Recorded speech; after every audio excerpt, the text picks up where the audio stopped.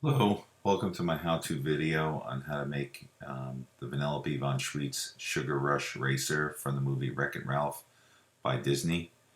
Um, as we get started, my advice is to pick up some pictures online. The pictures online and maybe a toy car, and be aware of where the differences are. Um, I mean, you want to be pretty close. The kids do notice. And they do appreciate how close you are. Certainly, the kids always surprise me at how detail oriented they can be. The toy I had was pretty close to the model on TV. There's another one out there that's a little bit different.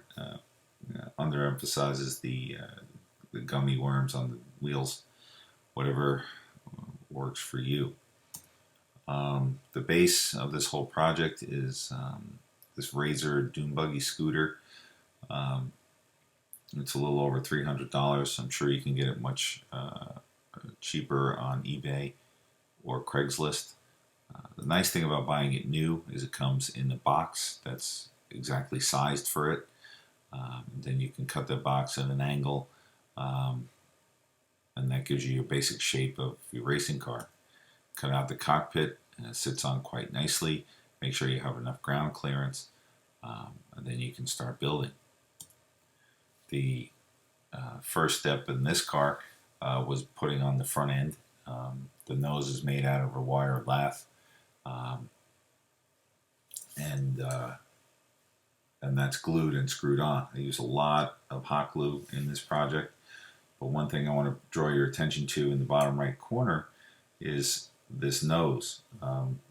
Multiple things in this project. I just draw out the shape I need and then cut down to it, allowing these tabs to be folded down and inserted where I need them, and then I can glue them. Um, all my seams on the car were further addressed by paper mache later on.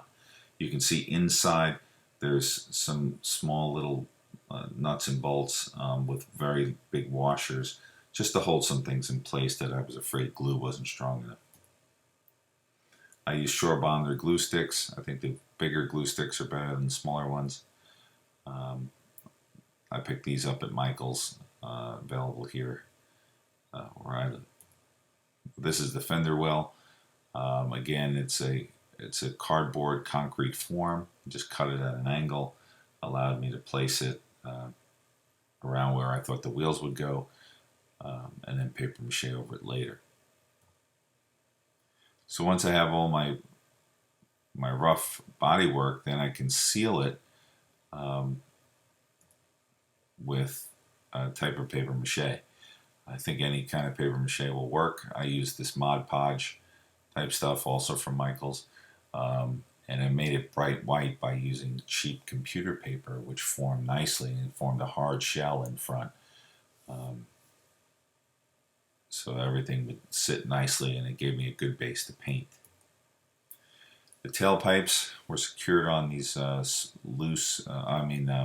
and light uh, aluminum skimmer poles, which also allowed the pipes to slide on, so I could remove them to take the cardboard box off so I could work on it, not on the frame.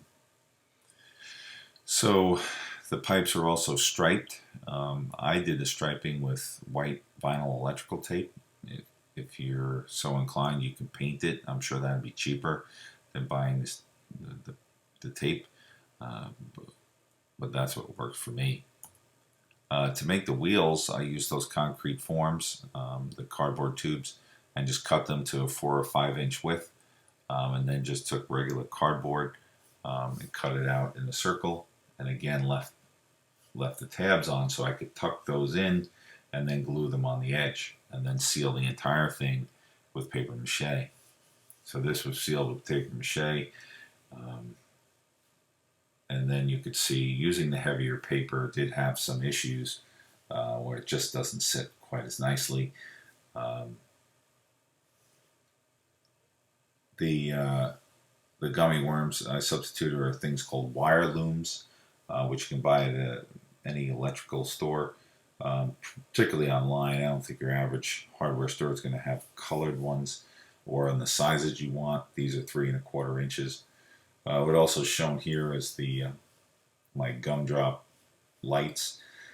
These were plastic chalices that I bought at Target and cut the stems off, and this gave me a nice gumdrop type light. These are the wire looms. This is from a website called Cable Ties and More.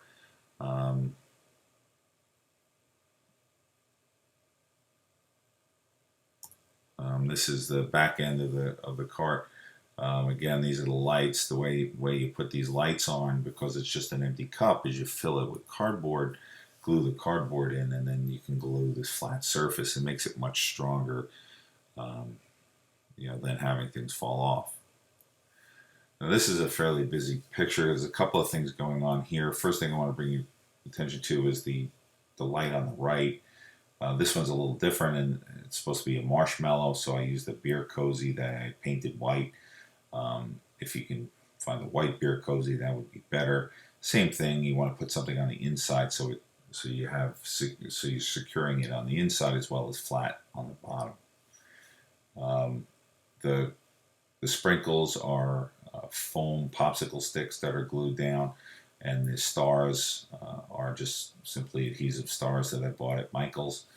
And the wheel, this just has one wheel on here. This wheel is held on by Velcro on top of a little bit of a cardboard spacer. You could just glue the wheel directly to the unit. At the time I decided on the spacing, I was still entertaining the thought of putting them on spinning discs so it would turn. I gave up on that idea along the way, as logistically I thought it would create a problem with things falling off. So these are the foam stickers, and these are the popsicle sticks. You can get 2 sprinkles per popsicle sticker. Work pretty nicely, and the foam's really easy to work with. How much attention to detail you want to have is up to you. I will tell you, the kids will notice. I mean, you get a lot of points just for having a car that moves, but you put these little so-called Easter eggs in there. The kids do appreciate it. This is my finished product. This is my daughter in her car. And you can see she's only 8, and she just fits in this car. And it's all hand controlled, so you don't have to worry about foot pedals, etc. But it's fairly well contained. My advice is to have the kids practice so they're used to driving it around. Otherwise, you get them bumping into things and popping these wheels off and popping headlights off, and it becomes more aggravation than it was worth. Here's a video of her driving the car, and she actually got pretty good at it in just a couple days, and I think that made a big difference in the amount of enjoyment she got out of it. Again, this is a small little cart on the street. So just be careful and keep an eye out. There is a slot for a safety flag that it's not a bad idea to utilize. Again, this is what it looks like, and it has a pretty big turn radius and no reverse, so you will get yourself into corners, but it was a lot of fun for her.